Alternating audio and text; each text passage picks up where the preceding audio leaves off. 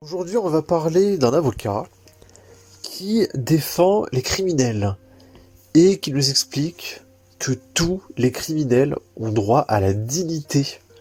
Donc, c'est-à-dire que les terroristes, les pointeurs de gosses, les députés de la France insoumise, etc., ils ont droit à la dignité, d'accord?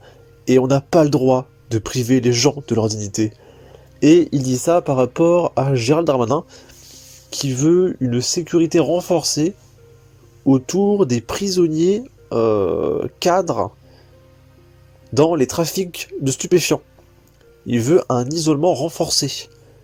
Et voilà, l'avocat, il est contre ça, parce que les cadres des trafics de stupes ont droit à la dignité.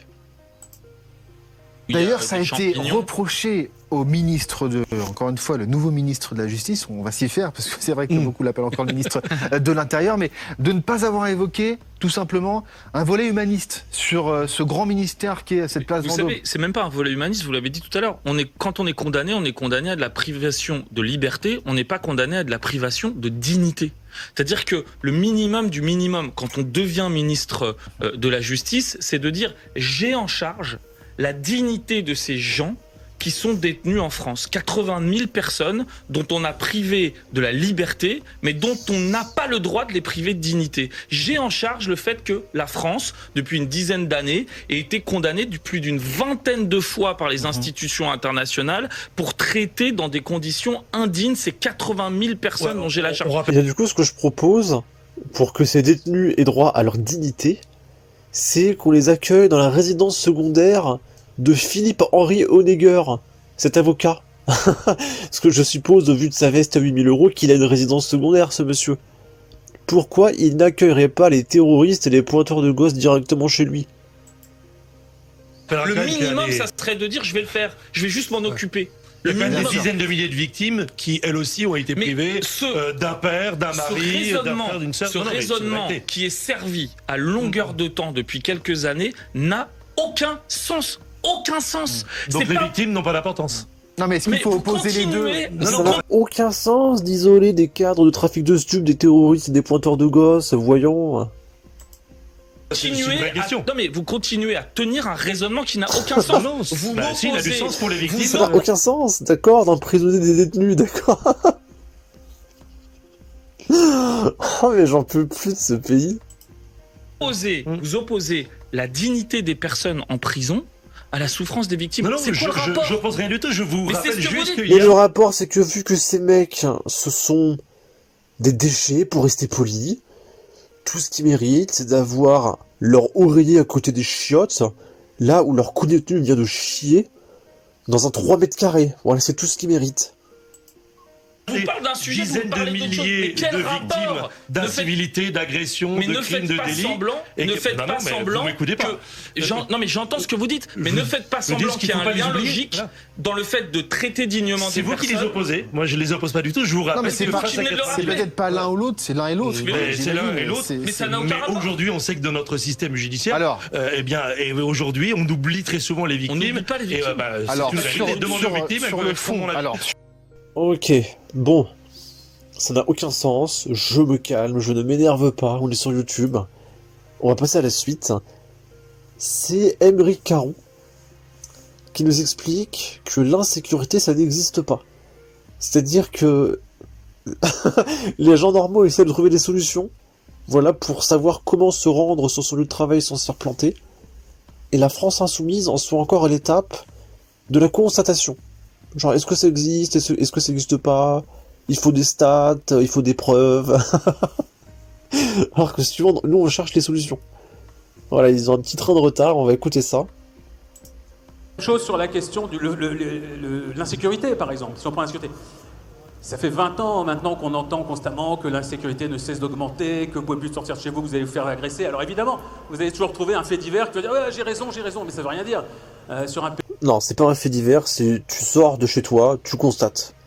Mais c'est vrai que Aymeric Caron, étant donné qu'il habite à Versailles, dans une résidence à 1 million d'euros, c'est vrai que je ne pense pas qu'il connaisse l'insécurité, honnêtement. Par contre, ce que je lui propose, c'est de venir dans mon quartier et de passer une après-midi de 2 heures. Allez, 2 heures chez moi, vu le niveau de sensibilité des gauchistes, je pense que 2 heures chez moi, Aymeric Caron meurt, en fait, de stress, de peur, de panique. Un pays comme le nôtre, évidemment que tous les jours, il y a des choses qui se passent mal, tous les jours, il y a des cambriolages, tous les jours, il y a des gens qui se font agresser. C'est, hélas, la nature humaine. En revanche, dire que ça... C'est la nature humaine, voilà, c'est pas de bol, c'est le hasard. Alors c'est bizarre parce que tu prends un certain pays, genre l'Andorre, la nature humaine, c'est pas la même. Alors est-ce qu'il y a différentes espèces humaines, je sais pas. Augmente, c'est faux, par exemple. Ça n'augmente pas, c'est... Voilà, on est un pays qui est relativement civilisé, c'est pas gravissime. Oui, on est relativement civilisé, ouais. C'est très très relatif. Il faut bien évidemment lutter contre la délinquance, évidemment, c'est normal, il faut qu'on ait des forces de... Mais c'est faux de dire que la France est un coupe-gorge, par exemple. De toute façon, c'est... Oui, c'est fou. D'ailleurs, j'en parle pas parce que c'est la période de fête, j'en parlerai le 2 janvier. Mais sachez que pendant les périodes de Noël, il y a eu genre 6 ou 7 meurtres. Alors il y a 6 ou 7 personnes qui se sont fait tuer, il y a une femme, il y a 3 gosses, ça n'arrête pas. Juste on n'en parle pas parce que c'est les fêtes et on veut pas parler de trucs sordides, etc. En plein milieu de Noël et du jour de l'an. Mais vous inquiétez pas, il y en a eu plein. Hein. Mais c'est pas un coupe-gorge ce pays, d'accord ? Le fait divers comme instrumentalisé politiquement devient, j'ai l'impression, l'une des armes favorites de l'extrême droite de plus en plus. Et c'est dur à gérer aussi parce que personne n'a envie, au moment d'un fait divers, de venir et de dire « Non mais attendez, il n'y en a pas... » Alors vous noterez que depuis tout à l'heure, il parle de meurtre et il les qualifie de faits divers. Ils veulent pas prendre en considération qu'il y a des familles brisées, des gens qui sont morts. Non, c'est des faits divers, oui, oh, ces histoires, ces banalités. Mais c'est complètement délirant. Hein. Et de dire non mais attendez, il n'y en a pas tant que ça, etc. Donc c'est tellement saisissant pour les gens, c'est tellement... Je pense que c'est difficile pour un homme politique à manier cette question-là. La question de l'instrumentalisation des faits divers, elle est pas récente, elle existait déjà au début du siècle. Je n'en peux plus d'entendre parler de faits divers. Oh là là. En plus, il vous dit ça. Je vais en parler pareil à la rentrée vers le 2 ou le 3. Mais il y a le retour de la famille Traoré là qui ont chopé un gamin africain qui s'est fait tuer. Alors bizarrement, il y a eu, je vous l'ai dit, 6 ou 7 meurtres en période de fête. Mais eux, bizarrement, ils sont intéressés que par le gamin d'origine africaine. C'est bizarre. Et après, ils te font des conférences pour t'expliquer que l'extrême droite est récupère, etc. Mais bien sûr, mais c'est tout à fait logique. Le dernier, vous allez retrouver des articles dans la presse du début du XXe siècle qu'on croirait avoir été écrits il y a un mois, avec... la même chose, des populations très dangereuses qui agresseraient, qui seraient une menace pour l'identité française et ainsi de suite. Ça, c'est la première effectivement fonction du fait divers, c'est que le fait divers est instrumentalisé effectivement par les groupes nationalistes notamment. Et puis il y a une autre fonction que Bourdieu décrivait comme ça, qui est assez logique une fois qu'on l'entend, la formule le fait divers est fait pour vous divertir.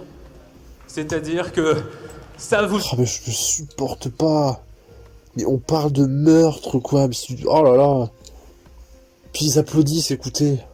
S'éloigne de l'essentiel.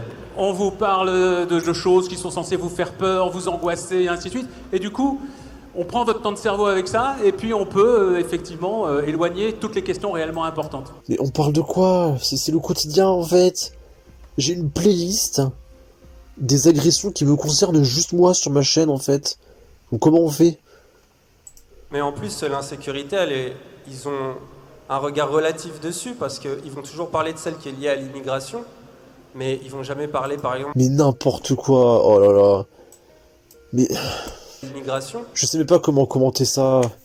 D'ailleurs, il y a quelques jours, plutôt quelques semaines, il y a Paul qui a tué 5 personnes à Dunkerque, et ça a été relié par toutes les sphères de droite, alors que Paul, c'était un petit Européen, et il a tué son patron parce qu'il y avait un contentieux, on sait pas trop pourquoi. Et il a tué 5 personnes, il y avait 2 agents de sécurité sur le chemin. Et il a aussi tué 2 migrants qui étaient sur son passage. Et du coup, voilà, la droite a relayé l'affaire, etc. Et une semaine après, quand on a eu l'identité des 2 migrants, tout d'un coup, la gauche, elle a apparu, oh là là, vous avez vu, c'est encore Paul qui a tué des migrants, on n'en peut plus de l'extrême droite, des violences, etc. Alors qu'à la base, ça avait été relayé par la droite. Mais vu qu'il y a 2 victimes migrantes, tout de suite la gauche a récupéré, alors qu'il n'y avait rien à récupérer en fait, c'était déjà partagé par la droite, donc je comprends pas trop. Voilà, et après il te parle de l'extrême droite qui récupère politiquement, nanana, uniquement parce que ce sont des migrants. N'importe quoi, hein. N'importe quoi. Mais ils vont jamais parler, par exemple, de celle qui est liée par le climat. On voit ce qui se passe à Mayotte en ce moment. Là, par exemple, il y a eu... Excuse-moi de t'interrompre. Mais quoi? Mais les premiers à parler de Mayotte, c'est CNews. Oh, je me contiens pour pas dire d'insultes. La personne qui parle le plus de Mayotte du pays, c'est Christine Kelly. Elle est chez CNews, en fait. Je me retiens tellement de ne pas dire d'insultes. De ne pas dire d'insultes, ne pas dire d'insultes. Mais bordel. À Dunkerque, il y a eu, il y a quelques jours, un jeune homme qui a tué 5 personnes. Je crois que son prénom, c'est Paul. Vous en avez entendu parler? Très peu. Très peu. On a vu sur Twitter. Mais ça a été relayé par F de Souche et par tous les médias de droite, le JDD, CNews, etc. en fait. Alors, mais c'est insupportable. C'est pas Paul. Si c'était un prénom, allez, à consonance arabe, c'était sur les chaînes info pendant une semaine. Une espèce de demeuré. Attendez, on va aller sur ma chaîne. Voilà, elle est là la vidéo, j'en ai parlé. Et c'était quand, si on regarde les stats, j'ai posté ça le 16 décembre. Donc j'ai posté ça genre 10 jours avant toi, Émeric Caron, en fait. Et sachant que moi, j'en ai parlé 3 jours après F de Souche, Le Parisien, Actu 17, etc. Donc de quoi tu parles et que personne n'en a parlé, en fait? Personne n'en a parlé à gauche. Personne n'en a parlé à gauche. Hein, je crois pas que Libération... Peut-être que je me trompe, hein, mais je crois pas que Libération ait fait un article dessus. Ou alors, si Libération en a parlé, c'est une fois qu'on a su qu'il y avait 2 migrants qui étaient victimes. Mais c'est tout. En fait. Voilà exactement comment les faits divers sont Même la faits. manière d'en parler, où tout de suite, c'était... Émeric Caron scolarise ses gamins à Versailles, on rappelle. Nous dit sur Mulot News.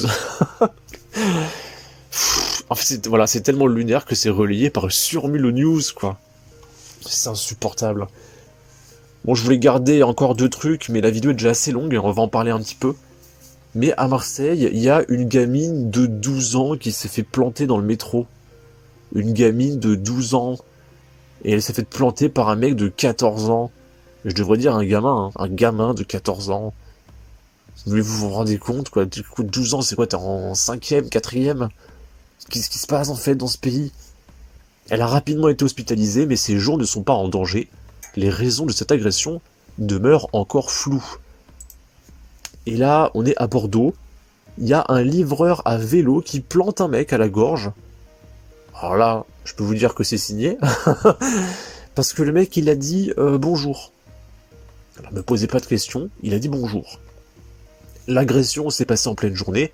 Alors qu'il discutait avec des personnes SDF, le jeune homme aurait reçu un couteau à la gorge après avoir dit bonjour et avoir demandé une cigarette à un livreur à vélo. Ce dernier aurait répondu par des insultes puis sorti une lame avant de le planter une première fois au niveau de la main. L'un des SDF, venu à la rescousse de la victime, aurait jeté le vélo du livreur un peu plus loin. Ce dernier est revenu à la charge et a donné un 2e coup de couteau à la victime, à la gorge cette fois-ci, lui sectionnant la trachée. Une enquête pour tentative de meurtre a été ouverte. Opéré au CHU de Bordeaux, le jeune homme est désormais hors de danger, mais son état de santé reste précaire. Il a reçu une ITT de 21 jours et doit rester hospitalisé pour le moment. Et c'était quand? À Noël, c'est génial. L'agresseur, lui, a été arrêté sur les lieux de l'agression le jour même puis a été déféré au parquet de Bordeaux le 24 décembre, le soir de Noël, après avoir reconnu les faits en garde à vue. Il a été placé en détention provisoire et une enquête pour tentative de meurtre a été ouverte. Et tu vois, Émeric Caron, c'est relayé par le JDD. On connaît pas l'origine ethnique des coupables, même de la victime. Et bizarrement, c'est relayé par la droite. Parce que la droite parle de l'insécurité, hein, pas de l'ethnie supposée de je sais pas qui. C'est vous qui parlez de couleur de peau. La droite veut virer les criminels. La droite n'est même pas contre l'immigration. La droite veut une immigration contrôlée. On veut décider de qui rentre. Et s'il y a des mecs qui foutent la merde, on leur dit dehors. Hein, c'est vous qui fantasmez sur le fait que la droite sélectionne en fonction de leur couleur de peau, etc. et qu'on veut interdire 100% de l'immigration. Vous êtes fous. Vous êtes complètement fous. Bon. Sur ce, n'hésitez pas à donner votre avis, votre opinion, à partager, liker, commenter, ça aidera au référencement de la vidéo sur YouTube. Abonnez-vous, suivez-moi sur Twitter, prenez soin de vous, salut!